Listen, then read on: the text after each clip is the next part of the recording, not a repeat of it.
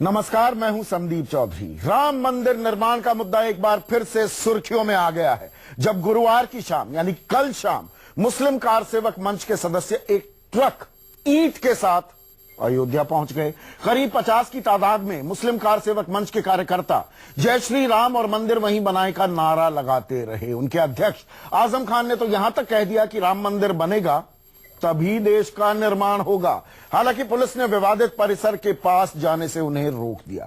अब इस पूरे प्रकरण ने राम मंदिर मसले पर फिर से बहस छेड़ दी है, लेकिन सवाल यह है कि क्या मुस्लिम कार सेवक मंच से देश के मुसलमान इत्तेफाक रखते हैं? क्या वो उनकी नुमाइंदगी करते हैं? इसी पर हमारा आज का सवाल, क्या मुसलमान भी अयोध्या में राम मंदिर चाहते हैं? और क्या अब मुस्लिम कार सेवक बनाएंगे राम मंदिर? इस पर हम चर्चा करेंगे। कुछ खास मेहमान मेरे साथ जुड़ चुके हैं, लेकिन पहले सुनिए इन कार सेवकों के, मुस्लिम कार सेवकों के अध्यक्ष आजम खान का क्या कहना है। राम मंदिर के निर्माण से देश का निर्माण होगा, और देश का निर्माण होगा तो हम सब क्या तरक्की करेंगे, हम लोग उनकी उन्नति होगी। हिंदू और मुसलमानों के बीच में नफरत की खाई जो है, वो नफरत की खाई खत्म होगी। हिंदुस्तान का मुसलमान अब जाग गया है। उसको बहुत यह जो है कौम के दलालों ने बहुत बेवकूफ बनाया है। अब हिंदुस्तान का मुसलमान मंदिर के पक्ष में आ गया है और वहीं राम मंदिर बनेगी। और मेरे साथ चर्चा में बीजेपी के राष्ट्रीय प्रवक्ता डॉक्टर संबित पात्रा, कांग्रेस के प्रवक्ता मुकेश नायक भोपाल से मेरे साथ जुड़ने वाले हैं, जफरयाब जिलानी साहब है, जाने माने वकील हैं, बाबरी मस्जिद एक्शन कमेटी के संयोजक हैं और all India Muslim personal law board के सदस्य हैं। मेरे साथ विजय शंकर तिवारी स्टूडियो में मौजूद हैं, प्रवक्ता हैं विश्व हिंदू परिषद के, और आजम खान, जिनका अभी मैंने बयान सुनवाया, श्री राम मंदिर निर्माण मुस्लिम कार सेवक मंच के अध्यक्ष लखनऊ से मेरे साथ जुड़ चुके हैं। आजम खान, आप ये बताइए, आप कितने मुसलमानों की नुमाइंदगी करते हैं?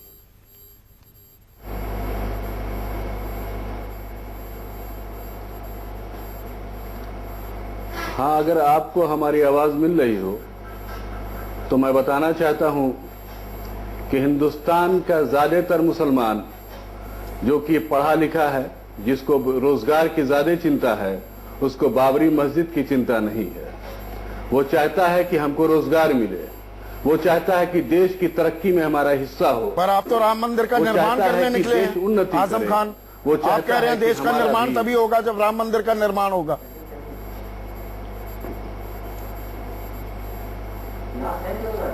मेरा यह कहना है कि जिस राष्ट्र के प्रतीक श्री राम हो और वो राष्ट्र में राम मंदिर का निर्माण ना हो, मैं आपको स्पष्ट बता देना चाहता हूं कि मुझको विकास नहीं चाहिए। मैं ये बता देना चाहता हूं कि राम मंदिर का जिस दिन निर्माण हो जाएगा, उस दिन ऑटो मोड में पूरे भारत में विकास का कार्य होगा, क्योंकि जब तक राम लाला टेंट में रहेंगे तब तक राष्ट्र का विकास संभव नहीं है। और इसके लिए आवश्यक है कि पूरे भारत के लोग, ये मामला जो है हिंदू और मुसलमान का नहीं है, पहले मैं आपको बता दूं, जो भी सुन रहे हैं वो जान ले, ये मामला हिंदू मुसलमान का नहीं है, ये मामला भारतीयों का है। ये भारतीय गर्व की बात होगी कि अगर राम मंदिर का निर्माण होगा तो मुझे ये बताइए ना, मेरे मूल सवाल का जवाब दीजिए। आजम खान, मेरे मूल सवाल का जवाब दीजिए। आप कितने मुसलमानों का प्रतिनिधित्व करते हैं, नुमाइंदगी करते हैं? आप कितने मुसलमानों की आवाज है, मुझे ये बताइए। अगर आप हमसे संख्या पूछेंगे तो ये संख्या की बात सभी से पूछ लीजिए। मुस्लिम ये आप बाबरी एक्शन कमेटी से भी पूछें कि साहब वो कितने मुसलमानों की नुमाइंदगी करते हैं। मैं उनसे पूछूंगा, पहले आपसे पूछ रहा हूं। संख्या की तो बहुतों की संख्या है, जो हम यहां पर आंकड़ा तो नहीं बता सकते हैं, लेकिन कहीं ना कहीं से मुसलमान की भावना है कि हिंदुस्तान में राम मंदिर का निर्माण हो जाए, जिससे आपस में शांति हो, आपस में एकता हो, आपस में मोहब्बत हो, जिससे जो है देश का निर्माण होगा। तो मतलब 50, आप अपने 50 कार्यकर्ताओं के साथ जाते हैं और कल पहुंचते हैं अयोध्या, 50 कार्यकर्ता थे वहां पर, 50 कार्यकर्ता 25 करोड़ मुसलमानों की आवाज है, आप ये कह रहे हैं आजम खान?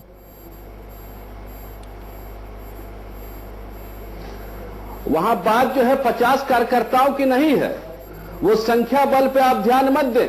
नहीं तो संख्या बल की बात नहीं है, बात यह है कि 50 लोग से ज्यादा वहां पर गए थे और 50 लोग की संख्या की बात नहीं है। हिंदुस्तान के इतिहास में पहली बार ये इतने मुसलमान कार सेवक, मुस्लिम कार सेवक और अयोध्या गए, ये और आरएसएस का निर्माण शगुफा क्यों ना मानूं मैं इसे? साथ में ले गए। मैं इसे इसको आरएसएस का आप शगुफा हल्के में क्यों ना ना लें। मानूं? और इसको आप देश के मुसलमानों से सोचें, मैं इसे आरएसएस का शगुफा क्यों ना मानूं? जो भी संख्या है उसकी संख्या को मत देखें, मुझे उनके विचार ये को बताइए, देखें, मैं इसे उनके आरएसएस विजन का को शगुफा देखें। क्यों ना मानूं? वो विजन बहुत बड़ा है, इस तरह के मुसलमान हमसे जुड़ रहे हैं। तो यहां पर जफरयाब जिलानी साहब आजम खान ताल ठोक रहे हैं, दम भर रहे हैं कि हिंदुस्तान का मुसलमान राम मंदिर का निर्माण चाहता है। ये दरअसल मुद्दा हिंदू मुसलमान का है ही नहीं है, भारतीयता का सवाल है। जफरयाब जिलानी, देखिए, ये तो अपने आप को ही क्लेम करे, ना मैं क्लेम कर रहा हूँ ना ये कर रहे हैं। आप तो इसको टेस्ट करवा लीजिए इनसे कहिए किसी एक शहर में हिंदुस्तान के ये 10,000 मुसलमानों को जमा करके और उनसे ये अपनी बात की तायीद करवा दें।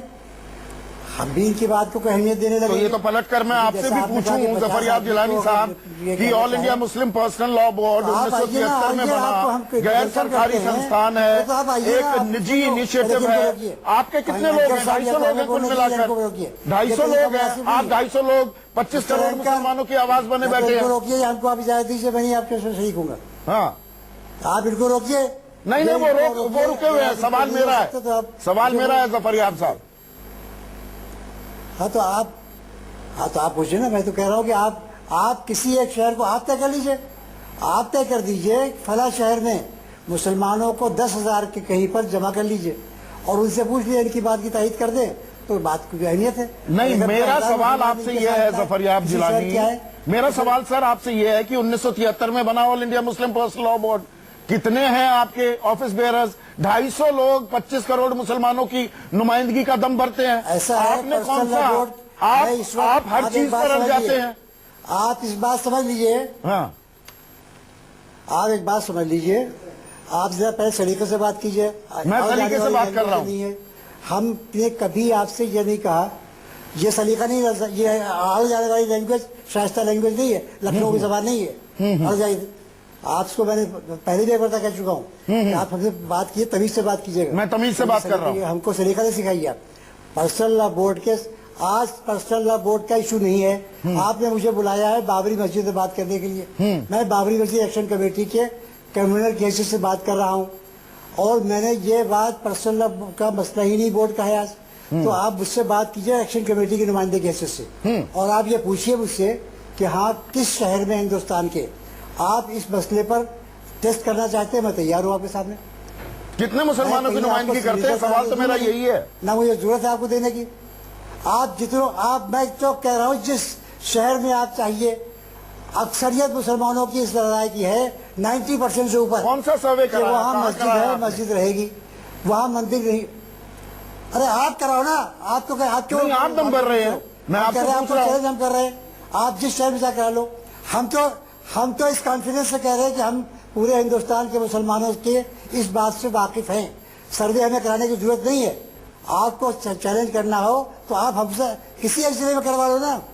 आप अपने टीवी चैनल आपने कोई सर्वे कराया, कोई जन्म संग्रह कराया, किस बिना पर कह रहे हैं आप जफरयाब जिलानी? हमें जरूरत नहीं है सर्वे कराने की। अच्छा, हमें हमें जरूरत नहीं है सर्वे कराने की।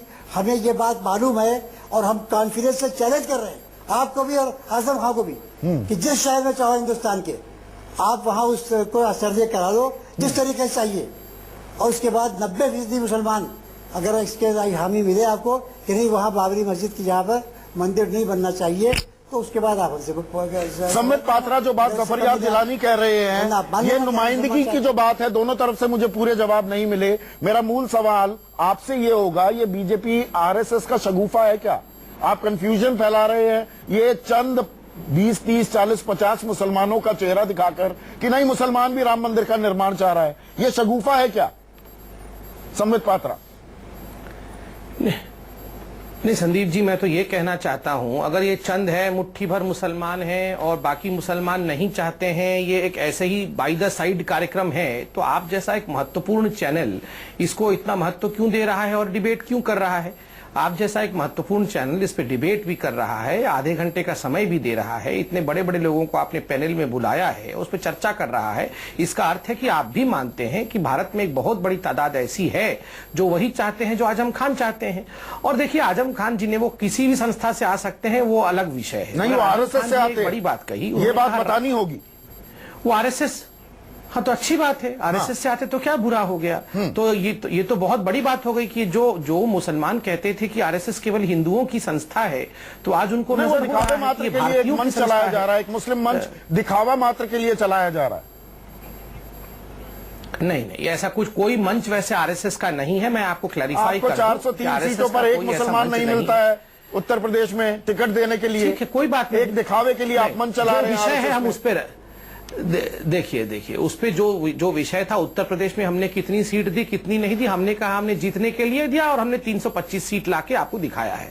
जनता के चरणों में हम सेवा कर रहे हैं। आज का विषय राम मंदिर का है।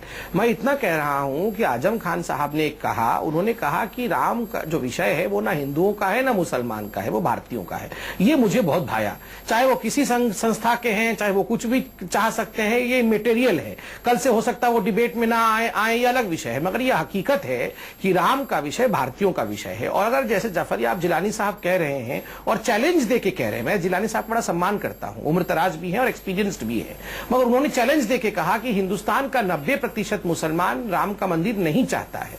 मुझे इस बात से तकलीफ हुई। देखिए, हिंदुस्तान हिंदू और मुसलमान नहीं, जो लोग पार्टीशन के जो लोग जगह पर मंदिर राम मंदिर के फेवर में, मैं कंप्लीट मैं कंप्लीट कर दूं। ये अहम बात कह रहे हैं जफरयाब जिलानी, वो कह रहे हैं वो राम मंदिर के फेवर में है, लेकिन जो मस्जिद की जगह है वहां राम मंदिर ना बने।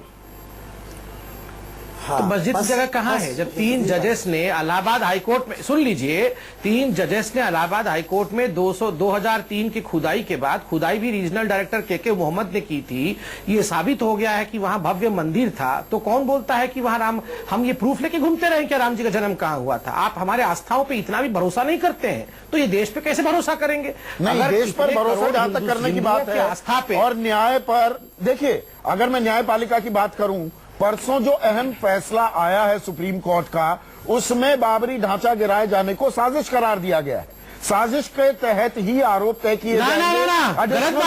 ऐसा नहीं दिया है, ऐसा नहीं कहा है, बिल्कुल नहीं, आपने गलत कहा संदीप जी, आपने गलत कहा। सुप्रीम कोर्ट ने उसे साजिश करार नहीं दिया है, उन्होंने कहा ट्रायल होगा। करार दे दिया, ट्रायल साजिश के आरोपों के तहत होगा, ट्रायल होगा ना। हाँ, तो उस तहत होगा और साजिश करार देना, दोनों में फर्क होता है। नहीं, साजिश के तहत होगा, दे देना, ये 2 साल में पता लगेगा। तो 2 साल के राम मंदिर निर्माण ये तो मुलतवी हो गया, करेक्ट? तो ना इसको ना ऐसा कुछ नहीं करे, बिल्कुल नहीं। और सुप्रीम कोर्ट ने कहा ये केस अलग चलेगा, वो दूसरा अलग केस जो राम मंदिर का निर्माण भी करते रहेंगे। यही तो मैं पूछना चाह रहा हूँ, राजनीति हो रही है? नहीं, बिल्कुल नहीं, सुप्रीम कोर्ट राजनीति नहीं करती है। नहीं, आप कर रहे हैं, मैं सुप्रीम कोर्ट की बात नहीं कर रहा हूं। बिल्कुल नहीं, हम राजनीति नहीं कर रहे हैं, क्योंकि ये जो केस के विषय में आप कह रहे हैं कि राम मंदिर का निर्माण भी चलता रहेगा और वो केस भी चलता रहेगा, ये तो सुप्रीम कोर्ट कह रही है कि एक तरफ हम उसकी सुनवाई भी करेंगे और दूसरी तरफ जो लोअर कोर्ट है, ट्रायल कोर्ट है, वो दूसरे वाला केस का सुनवाई करेगा। दोनों केस अलग अलग है, इसे दोनों को बीच में मत लाइए। मैं सिर्फ इतना कहना चाहता हूं, जफरयाब जिलानी साहब, आपने हमारी आंखें खोल दी है। आपने आज कहा ना कि 90% हिंदू मुसलमान जो है वो एक राय है, मगर मुझे दुख है कि 90% हिंदू कभी इकट्ठा नहीं हो पाता है। हिंदुओं को इकट्ठा होना चाहिए। जहां राम का जन्म हुआ उसके लिए भी हम इकट्ठे नहीं होंगे तो हम किसके लिए इकट्ठे होंगे? आप तो इकट्ठे हो जाते हैं, हम क्यों नहीं इकट्ठे हो पाते हैं? ये सोचने का विषय है। मुकेश नायक, मेरा जो सवाल था, संबित पात्रा थोड़ा उसे घुमा गए और इतने परिपक्व हैं, इनको पकड़ना मुश्किल हो जाता है। आरोप साजिश के हैं, उसके तहत कार्रवाई होगी, सुनवाई होगी डेली बेसिस पर एडिशनल सेशंस जज के सामने। अगले 2 साल में ये फैसला आना है और यहां पर मंदिर निर्माण के लिए ट्रक भरकर ईंटें लेकर 50 कार्यकर्ता, खुद को मुस्लिम बताते हुए, कहते हैं कि ये हिंदू मुस्लिम का मसला नहीं है, ये भारतीयता का मसला है। मुकेश नायक,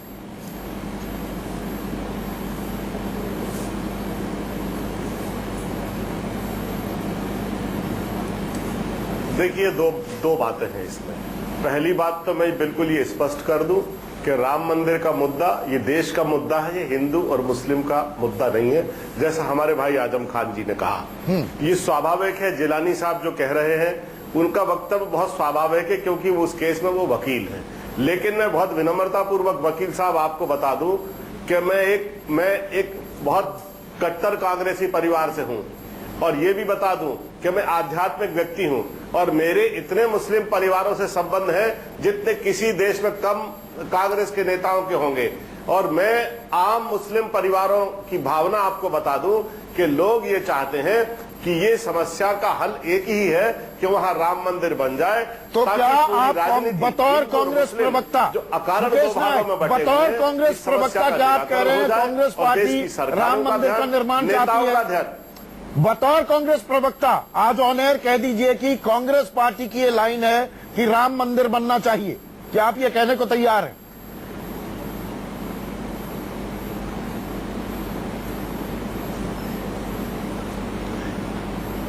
संदीप जी जरा सुनिए ध्यानपूर्वक, ये बात बोलते समय मेरे दिमाग में किसी तरह का कोई भ्रम नहीं है, किसी तरह का लाभ हानि का लेखा जोखा नहीं है।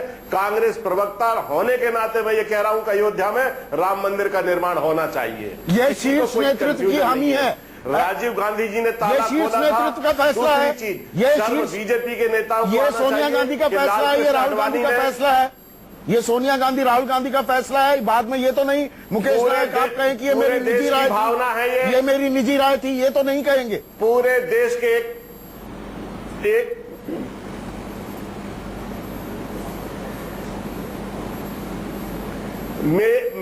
मैंने जो आपको कहा कि कांग्रेस प्रवक्ता होने के नाते मैं ये आपसे कहना चाहता हूं कि पूरे देश की जनता ये चाहती है कि अयोध्या में राम मंदिर का निर्माण हो, और इस भावना को लेकर मन में कोई संशय और किसी प्रकार का कोई भ्रम नहीं है। हो गया। दूसरी बात सम्बित पात्रा, ये तो बात ही खत्म हो गई। फिर आपको एक मिनट मुकेश नायक, मैं आ रहा हूं, एक मिनट रुकिएगा।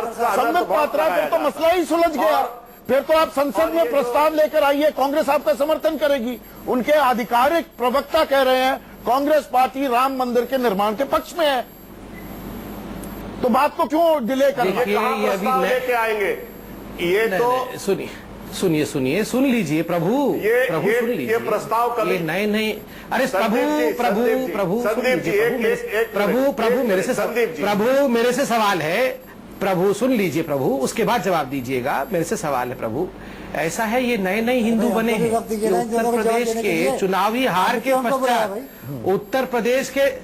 उत्तर प्रदेश चुनाव के हार के पश्चात घर वापसी हो रही है, मगर ये ना उधर के रहेंगे ना इधर के रहेंगे। आप देखिएगा इनका हाल क्या होगा, इंतजार करिए। अभी जब ये घर वापस जाएंगे अपने, सोनिया जी का फोन आएगा, हेलो ये आज क्या बोल रहे थे, ज्यादा हिंदू बन गए, थोड़ा कम रहो, अभी पूरा हिंदू नहीं बनना है।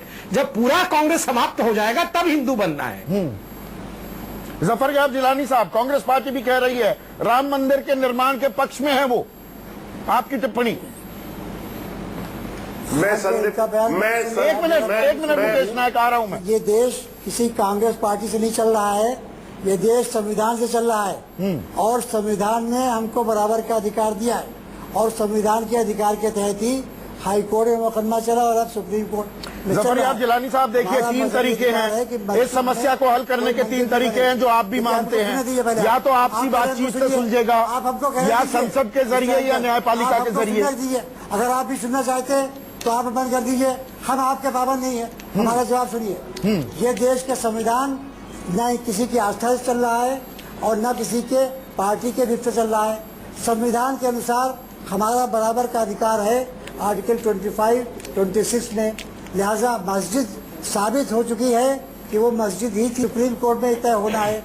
वहाँ पर कभी कोई मंदिर नहीं था, ये सुप्रीम कोर्ट ही तय करेगा। मस्जिद कहाँ साबित हुआ है? ये तो गलत बात है। ये झूठ की याद होती है। मस्जिद कहाँ साबित हुआ है? सैयद साहबुद्दीन ने कहा था, आपको ध्यान में होगा, सैयद साहबुद्दीन ने कहा था कि अगर यहाँ कोई प्रमाण मिल जाए तो हम अपना दावा छोड़ देंगे। आपको ध्यान में होगा, सैयद साहबुद्दीन ने कहा था। दावे का क्या हुआ? सारे प्रमाण मिल गए, इसके बाद आप बैठक में खड़े होते हैं। करना होगा। नहीं, जफर याब जिलानी साहब, आप सैयद साहब साबुद्दीन की बात को तो याद करिए। अभी आप कह रहे थे आजम खान से 10,000 लोगों को भीड़ जमा करा दिए, मैं देख लूंगा। यानी आपको टारगेट रखते हुए भाग जाते हैं। ऐसे ही एक टारगेट आपने रखा था कि आप इसके अलावा प्रमाण दीजिए, हम दावा छोड़ देंगे। हमने प्रमाण दे दिया, कोर्ट में प्रमाण है, पब्लिक में प्रमाण दिया, बोला, ज्यादा अपना है, आप भाग खड़े होते हैं। आप लोग हमेशा गलत बताते हैं। ज़फरयाब जिलानी, एक मिनट पूरी बात सुनते हैं। कहीं कोई statement Shahabuddin Babri action committee high court के रिकॉर्ड में देखिए। ज़फरयाब जिलानी साहब है, मैं उनकी बड़ी इज्जत करता हूं, लेकिन मैं कुछ अपनी बात रखना चाहता हूं। आजम खान कहीं न कहीं से वो अपने आप को अगर वो मुसलमानों की नुमाइंदा समझते हैं तो हमारी बात का जवाब दें। अगर हमारी बात का जवाब दें, अगर अपने आप को मुसलमानों का नुमाइंदा समझते हैं तो पूछिए ना। अरे भाई आप पूछिए, हम क्या हमारी बात सुन रहे हैं आप? जवाब देंगे। सुन रहे हैं आप, बात पूछिए ना। जवाब देंगे आप। हाँ सुन रहा हूँ, सुन रहा हूँ। मेरा कहना है कि जरा ज़फरयाब जिलानी साहब से पूछे कि मस्जिद कहां और कैसे ये बनाएंगे और किस फिरके की मस्जिद बनाएंगे, ये भी बता दें। क्योंकि बहुत बड़ा विवाद का विषय है मस्जिद को लेकर के कि साहब अगर मस्जिद का जहां भी अगर अलॉटमेंट कर दिया जाए किसी जगह पर, अगर आदेश आ जाए मस्जिद बनाने का, तो अपने आप में हिंदुस्तान के मुसलमानों को बहुत विवाद में पड़ना पड़ेगा कि वो मस्जिद किस फिरके की होगी। वो बरेलवी फिरके की मस्जिद होगी, वो अहले हदीस फिरके की मस्जिद होगी, वो किस फिरके की मस्जिद होगी तय कर ले बाबरी एक्शन कमेटी। दूसरी बात ये नहीं, बस आपने सवाल पूछ लिया और ज़फरयाब जिलानी को जवाब हाईजैक कर रखा है। इनसे पूछा जाए, मैं अपने मस्जिद रहमान साहब से पूछना चाहता हूँ कि जनाब ज़फरयाब जिलानी साहब कि आपसे ज्यादा काबिलियत वाला कोई वकील हिंदुस्तान में नहीं है, आपसे ज्यादा काबिलियत वाला कोई वकील हिंदुस्तान में नहीं है जो लगातार इसकी पैरवी कर रहा है। आप लोगों ने आजम खान हो गया, आजम खान आप सवाल का जवाब सुनिए। बात बताई नहीं, ये तकरीर देने का वक्त नहीं है, आप जवाब दीजिए ज़फरयाब जिलानी साहब। में देश को आप खाली धोखे में आप हिंदुस्तान बात सुन रहा है, हमारी बात सुन रहा है। धोखा हिंदुस्तान के मुसलमानों के साथ। ज़फरयाब जिलानी साहब को बोलने दीजिए ना। रोटी का मामला है, मैं जानता हूं सभी को, माफ कीजिएगा हमारी बात नहीं हूँ। ज़फरयाब जिलानी जवाब दीजिए। कीजिए अगर आपको हमारी बात सुनना नहीं तो। मैं ये कह रहा हूँ कि वहाँ पर मस्जिद थी, आज भी मस्जिद है, और सुप्रीम कोर्ट के आदेश से अगर हुआ तो कहाँ मस्जिद है? ना मस्जिद थी, ना मस्जिद है, ना मस्जिद आगे कभी बनेगी। और वहाँ पर हमारे मुकदमे में अब देखिए इनको डायरेक्शन, आप अगर अंकर साहब बात नहीं कहते फिर आपको क्यों बुलाते? आप मेरी बात नहीं होने देना चाहते। हाँ, बोलिए किसी और को रोकते नहीं है। नहीं, आप झूठ मत बोलिए ना। वहाँ जिलानी साहब अपनी बात करिए, लेकिन झूठ मत बोलिए, बस इतना कह रहा हूं, और कुछ नहीं। सब लोग शरीक हुए, मौलाना कलम जवाद साहब इसमें गवाह हुए, मौलाना इदरीस साहब गवाह हुए। ना कोई देवबंदी है, ना कोई बरेलवी है, ना शिया है, ना सुन्नी है, सब लोग मिल के मस्जिद में नमाज पढ़ते हैं। मस्जिद एक है, अलग अलग नहीं होती है। ये बात हलफ पर मौलाना कलम जवाद साहब। नहीं, हम थोड़ा विषयांतर हो रहे हैं। मेरे मूल सवाल का जवाब दीजिए ज़फरयाब जिलानी साहब। अभी तक बिल्कुल नहीं बोले हैं विजय शंकर तिवारी। ज़फरयाब जिलानी साहब मेरे सवाल का जवाब दीजिए। 3 विकल्प बताए जा रहे हैं पिछले 25 सालों में कि या तो आपसी सलाह मशवरा करके सुलह सफाई करके इस मसले का हल हो जाए, एक संसद का रास्ता है, एक न्यायपालिका का रास्ता है। क्या आज आप मेरे दर्शकों को ये बता रहे हैं कि संसद या सुलह सफाई का कोई रास्ता नहीं, जो न्यायपालिका निर्णय देगा वही अंतिम होगा? क्या आप ये कह रहे हैं? जी बिल्कुल, बिल्कुल मैं यही कह रहा हूँ कि केवल और केवल न्यायपालिका इसका निर्णय देगा। इस पर न कोई संसद कानून पास कर सकती है और न बातचीत से मसला तय हो सकता है। विजय शंकर तिवारी रिस्पॉन्ड करें। मैं इसमें एक सवाल पूछना चाहूंगा साहब से। 4 बातें कहूंगा केवल बस, और जल्दी कहूंगा। 2010 में जब निर्णय आया उसमें एक बात कॉमन थी, जो तीनों माननीय जजों ने कहा कि यहाँ पर 1528 से पहले एक हिंदू भवन था। ये तो स्वाभाविक है, वहाँ जो हम बार बार कह रहे हैं कि भगवान श्री राम की जन्मभूमि यही है, तो ये बात वहाँ से सिद्ध हो जाती है। तो ऐसा, और वहां पर एक ढांचा बन गया। ढांचा जब ढाया गया तो हमने कहा कि हमारे गर्व का विषय है, ये हमारे अभिमान का विषय है।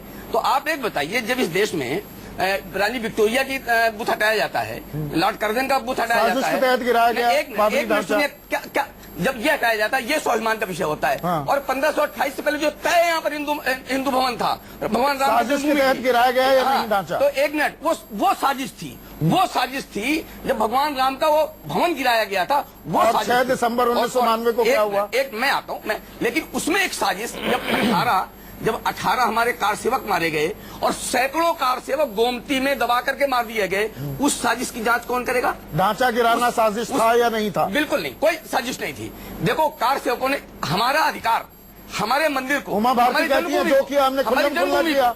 उमा भारती कहती है अपनी पहली प्रेस कॉन्फ्रेंस में सुप्रीम कोर्ट के फैसले के बाद हमने जो किया खुल्लम खुल्ला किया। भगवान राम की रामविलास वेदांती आपके सांसद रह चुके हैं, राम जन्मभूमि न्यास से जुड़े हुए हैं, वो कहते हैं मेरे कहने पर तोड़ी गई। संदीप जी, मैं जो बात कह रहा हूँ, भगवान श्री राम नहीं, मैं किसकी बात मानूं? भव्य मंदिर निर्माण के लिए कार सेवकों ने जो ढाया था, कार सेवकों ने ढाया, मैं कह रहा हूँ कार सेवकों ने ढाया था।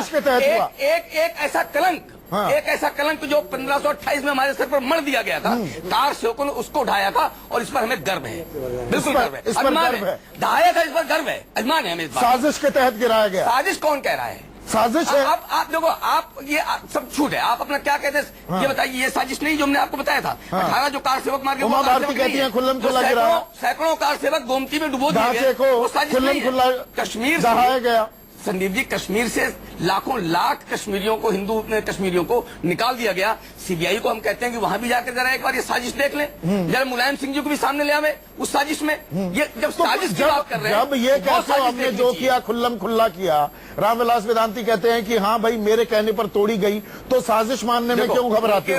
क्योंकि फिर कोर्ट में दिक्कत हो जाएगी। उनके बयान पर मुझे कोई बयान, क्योंकि वो आप सुन रहे हैं। मैं जो कह रहा हूँ, मैं वो बात कह रहा हूँ कि जो यथार्थ है, और यथार्थ यही है कि जब ढांचा गिरा, ये हमारे लिए गर्व का विषय था, हमारे स्वाभिमान का विषय है, और देश के darkest day of my life. Lalkrishna Advani खुद आरोपी हैं, वो कहते हैं मेरे जीवन का सबसे दुखद दिन था। आप इसे गौरवपूर्ण बात कर रहे हैं, वो कह रहे हैं सबसे दुखद दिन था। मैं किसकी बात मानूं? संदीप जी, जब शिलान्यास, मैं किसकी बात मानूं? जब शिलान्यास हुआ था तो देश के करोड़ों करोड़ों हिंदू और वो लोग भी जो राम को अपना पूर्वज मानते हैं, वो लोग सबसे दुखद दिन बताया लालकृष्ण आडवाणी ने, जो रथ पर सवार होकर अयोध्या के लिए निकले थे।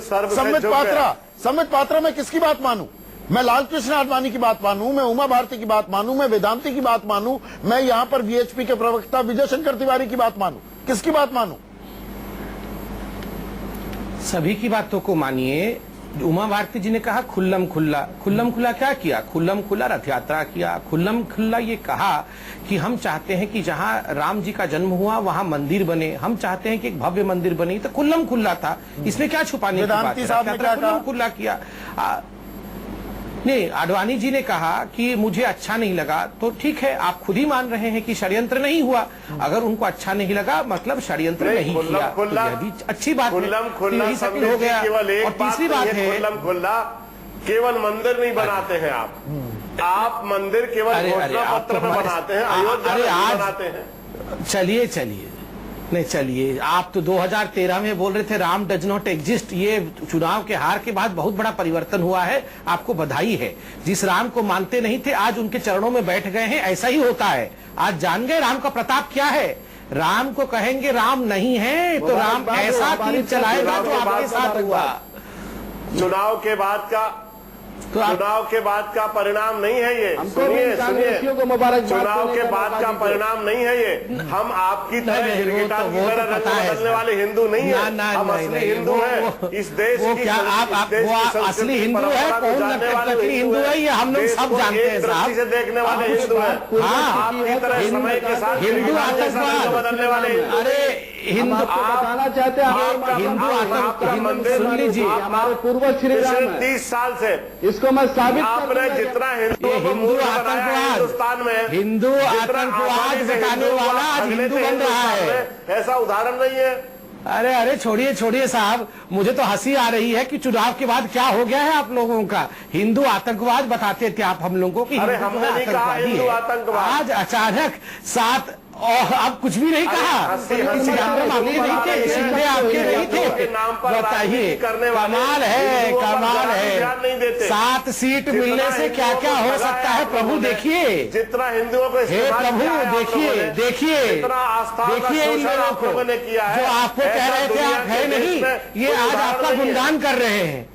इनका पूरा सफाया करिए, कब जाके ये ठीक होगी प्रभु। समस्या है सम्बित पात्रा, एक अहम बात जफरयाब जिलानी नहीं है, ये विवाद की जड़ का जफरयाब जिलानी एक बात कह रहे हैं, मैंने 3 विकल्पों की बात कब तक कि आपसी बातचीत या फिर न्यायपालिका या फिर संसद के जरिए इस मसले का हल सुलझाया जाए, मसले का हल निकाला जाए। जफरयाब जिलानी कह रहे हैं न्यायपालिका के अलावा और कोई रास्ता नहीं कि जो भी राम के खिलाफ जाएगा। देखिए, मैं अगर बाकी लोग चिल्लाना बंद करें तो मैं कह दूंगा। आजम खान को जफरयाब जिलानी साहब मौका मिला है आज चिल्लाने का, तो चिल्लाए ही जा रहे हैं, वो टीवी पे नए आए हैं।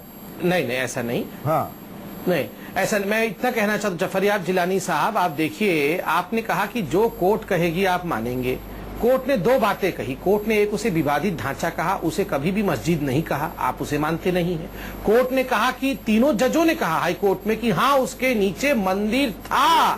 2003 में के मोहम्मद ने कोर्ट के कहने पर ही ना बिल्कुल कहा, बिल्कुल जजमेंट सामने रख के कह रहा हूँ कि उसपे मंदिर था। उसके खुदाई में 2003 में मंदिर ही मिला, आप उसको भी नहीं मानते हैं। तो आप जब सबको, क्या ये न्यायपालिका की बात से सहमत नहीं है जफरयाब जिलानी साहब? देखिए, आप उसको भी नहीं मानते हैं। कोर्ट जो कहेगा मानेंगे, इंडिया की हमने कुछ नहीं कहा, सहमत नहीं है। आर्कियल सर्वे ऑफ इंडिया की बात जो है देखिए, वो कोर्ट तय करेगा। जफरयाब जिलानी साहब, मैं इतना कहना चाहता हूँ आपके लिए, सर आपके लिए, जिलानी साहब, आपके लिए वो केवल एक टाइटल सूट अर्थात जमीन की लड़ाई है, मगर हम जैसे करोड़ों खरबों हिंदुओं के लिए वो सिर्फ जमीन का टुकड़ा नहीं, हमारे जिगर का टुकड़ा है, हमारे राम का चरण है। तो इसलिए आप उसको टाइटल सूट कहते हैं, हम उसे आर्टिकल ऑफ फेथ कहते हैं, ये फर्क है। मैं आपके बहुत इज्जत करता हूँ, आप उसको मुकेश नायक साहब, मेरा सवाल आपसे ये है जो मैं सम्बित से भी पूछ रहा था। जफरयाब जिलानी कह रहे हैं कि ना बातचीत ना संसद कोई जरिया है, न्यायपालिका जो कहेगा वही मसले का हल होगा। ये सेटबैक मानते हैं क्या आप? इसे सेटबैक मानेंगे क्या? हार्डनिंग और पोजिशनिंग मानेंगे क्या? बिल्कुल नहीं। न्यायपालिका का सुप्रीम कोर्ट का जो निर्णय होगा पूरा देश मानेगा। बिल्कुल नहीं। जो समस्या भारत में 30 साल से इतनी बड़ी समस्या बन चुकी है कि पूरा देश जिससे परेशान है, उस समस्या का निराकरण पूरा देश आम सहमति से सुलझा सकता है। संविधान भारत की जनता के लिए है, भारत की जनता संविधान को मानने वाली है।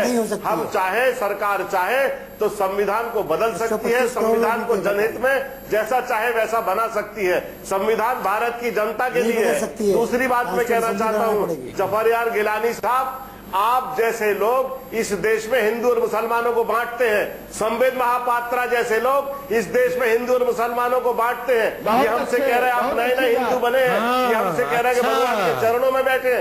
हम तो चरणों में शुरू से बैठे हैं। संबित पात्रा जी, आप सिर पर बैठे हैं, थोड़े दिन पहले तो आप आजान गा रहे थे, आज अचानक हिंदू बन गए। आप सिर पर बैठे हैं। और याद रखना, 30 सेकंड है आपके पास। जफरयाब जिलानी साहब की बात पर कहना था, आम सहमति आपने करना नहीं है। आम सहमति से 5 बार आप भाग गए हैं और कोर्ट में आपने दिखा दिया है कि हम कोर्ट का निर्णय भी नहीं मानते। जो भी 3 तलाक का जब विषय था तब भी आप कोर्ट के सामने खड़े हो गए। तो तब ना कोर्ट की बात माननी है, ना आम सहमति करनी है। तो एक रास्ता है मुकेश जी, एक रास्ता संसद का रास्ता है, उसके लिए तैयारी कर लीजिए। संसद है इसका एक रास्ता जिससे मंदिर बनेगा और उसके लिए तैयार रहना चाहिए, उसी दिशा में आगे बढ़ना चाहिए। कोई अधिकार नहीं है किसी हाईकोर्ट के जजमेंट को खत्म करने का। नहीं, संसद संवैधानिक मामला है। हम कौन सा असंवैधानिक बात कर रहे हैं? जफरयाब जिलानी साहब, संसद में आपको भरोसा नहीं है क्या? संसद में भरोसा नहीं है क्या? जिनको चुन करके आप हम सब भेजते हैं उन पर आपको भरोसा नहीं है क्या? मंदिर का तो उन पर भरोसा जताइए ना, उन पर भरोसा जताइए ना। मुकेश नायक, आप प्रस्ताव ले आइए ना संसद में, बीजेपी की पोल खोल दीजिए। आप कह रहे हैं कि ये मंदिर वहीं बनाएंगे, तारीख नहीं बताएंगे, उस खेल में लगे हुए हैं। आप प्रस्ताव ले आइए। संसद का राय है कि सम्बित पात्रा साहब कहे कि इनकी पार्टी से सोच नहीं है और आप कौन होते बोलने वाले इसको? जी ठीक है। जफरयाब जिलानी, आजम खान, विजय शंकर नायक, सम्बित पात्रा, आप सभी का बहुत बहुत शुक्रिया। मामला अभी भी अटका हुआ है। आज सबसे बड़ा सवाल में बस इतना ही। अब चलते हैं ज्योत्सना के पास।